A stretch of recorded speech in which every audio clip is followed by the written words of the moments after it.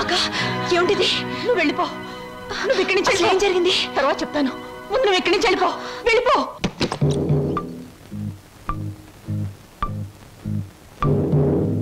స్వాగతం మరదల. నన్ను జైలుకు పంపించి నీ ప్రియుడితో కొలవటానికి వెళ్ళావు. నీ కోసం వారం రోజులు చెదురు చూస్తున్నాను. ఏమిటి ఏమిటూ మాట్లాడేది? అర్థం కాలేదా? నేను తెచ్చిన సంబంధాలు ఎందుకు వద్దంటున్నావు? నీ పాతివత్యం ఏ పాడితో నాకు ఇప్పటికి అర్థమైంది. నిన్నెవడికో ఇచ్చి పెళ్లి చేసే కంటే నేనే సొంతం చేసుకున్నా అనుకో, అక్క చెల్లిద్దరు జాయింట్ గా నా దగ్గర పడి ఉండొచ్చు. రావే.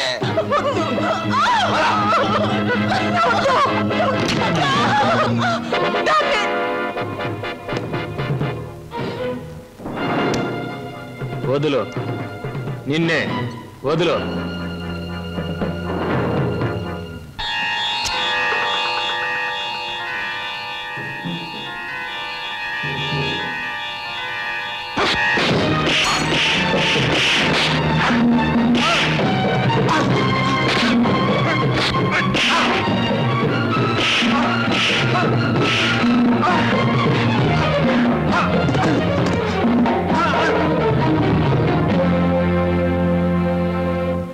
బాబు, సమయానికి నువ్వు రాకపోతే దాని బ్రతుకు బండలైపోయేది.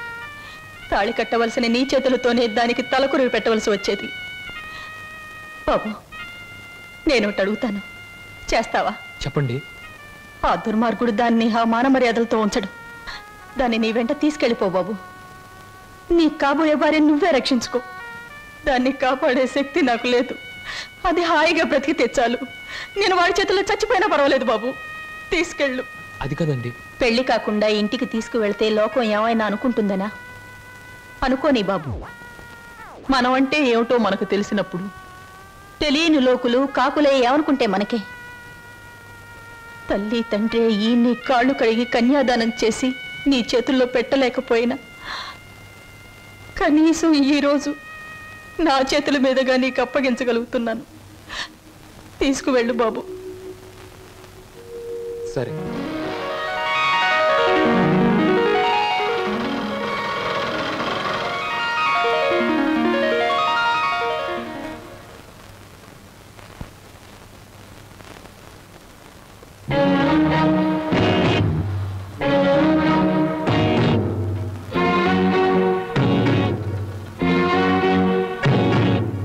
బాబాయ్, ఈ రోజు నుంచి ఈ అమ్మాయి మన ఇంట్లోనే ఉంటుంది. మన ఇంట్లో ఎలా ఉంటుందిరా?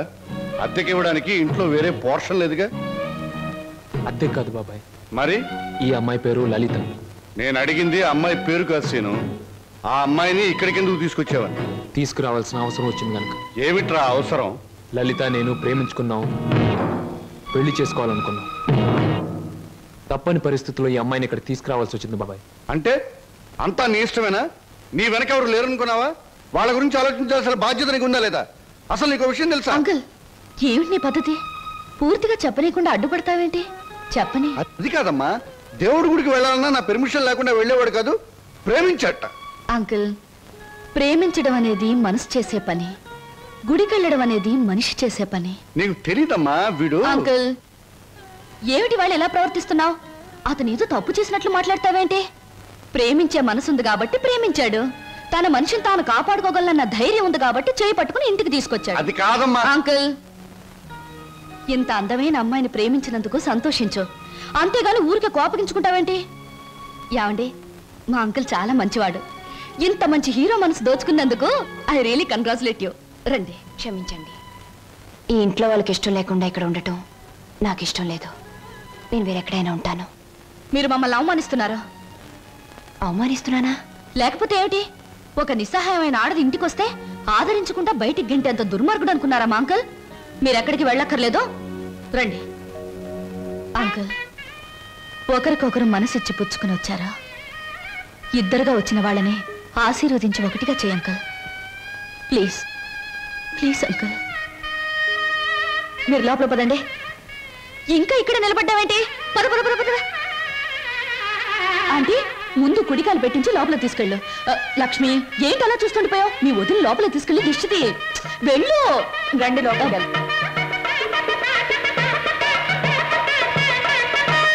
ఏమిటమ్మా, ఏమిటి నువ్వు చేసింది? ఇప్పటికైనా చేయి దాటిపోలేదు. వాడికి నిజం చెప్పే, లేకపోతే నేను చెప్తాను. వద్దంకల్, ముందుగానే స్టేషన్కి వెళ్ళుంటే అక్కడే నిజం చెప్పేదాన్నేమో. ఇప్పుడు బావ పక్కన అమ్మాయిని చూసి కూడా నిజం చెప్పడం వాళ్ళని విడతీయడానికేగా అంకుల్.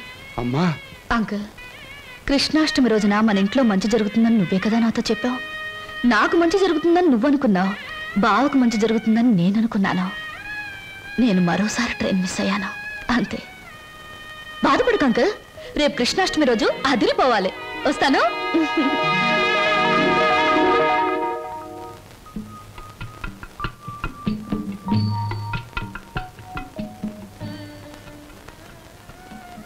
నిజంగా? అవును, చాలాసేపు ఎదురు చూసాం. ట్రైన్ కదిలిపోయింది. ఆ తర్వాత మా సరోజ్ ఏమైందో మాకు తెలీదు. దాని జ్ఞాపకార్థంగా ఆ టికెట్ను మా అన్నయ్య ఫ్రేమ్ చేయించాడు. ఇప్పటికీ మా సరోజ్ అంటే మా అన్నయ్యకి ఎంత ఇష్టమో. అదృష్టవంతురాలు. ఎందుకని?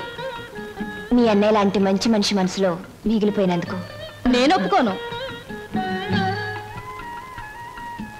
పాప మా రోజు ట్రైన్ తప్పిపోకుండా ఉండుంటే ఆ అమ్మాయి అంత అదృష్టవంతురాలు ఉండేది కాదు. అయినా జ్ఞాపకంగా మిగిలిపోవడంలో అదృష్టమే ఉంది. జ్ఞాపకం శాశ్వతం కాబట్టి. అవును, జ్ఞాపకం శాశ్వతమే. కానీ శాశ్వతంగా ఉండాలంటే కేవలం జ్ఞాపకంగా మిగిలిపోవాలని ఇప్పుడే తెలిసిందే. ఏమిటి మీరు మాట్లాడేది? ఏముంది, మీరు చెప్పిన దానికి పొడిగింపు.